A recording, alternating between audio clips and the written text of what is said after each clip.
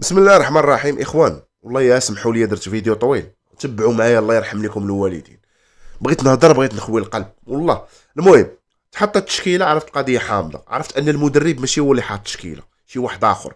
تخيلوا معايا الاخوان، كانوا عندك الكويريه يا قبل من الكان، قبل من التوقف، كان عندك اونزو، كان عندك هاد العلماء بجوج، وكان عندك الزمراوي بالمساوئ ديالو. اقسم لكم برب الكعبه لا كويري، خاصها مدرب اللي يجبد ليها ودنيه. خويا الرئيس، كان عندنا فريق مزيان، كنا غاديين مخيرين. اش درتي انت؟ العلم ديالك، والله الا العلم بحال الا لعب داكشي ديال كارير في البرو ولا في فيفا، بحال هكا. كان هادشي اللي بان ليا، حيت راه قمه العابات. واش الواسطي عباد الله كي داخل يلعب تيتيلير، المترجي داخل يلعب واش كضحكوا علينا؟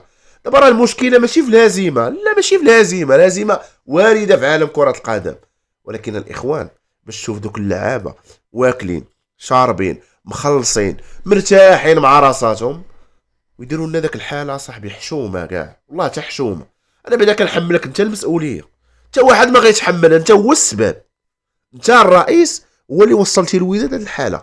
ولاو فراقي صغار مطلعين علينا حنايا، فراقي ما عندهم تلاقاب ما عندهم، ولا المخيره فيهم عندها 6 القاب. ولا الوداد هذا السي ايتمنى، راه ماشي المحمديه، ولا راه ما كاين لا كامل احتراماتي لا والو. راه الوداد، هاد السيد هذا راه باغي يهبطنا الوقيله للدوزيام سيري. هذا راه ما يمكنش.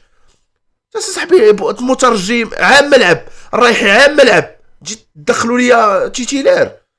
ما يمكنش الاخوان، والله ما يمكن صراحه.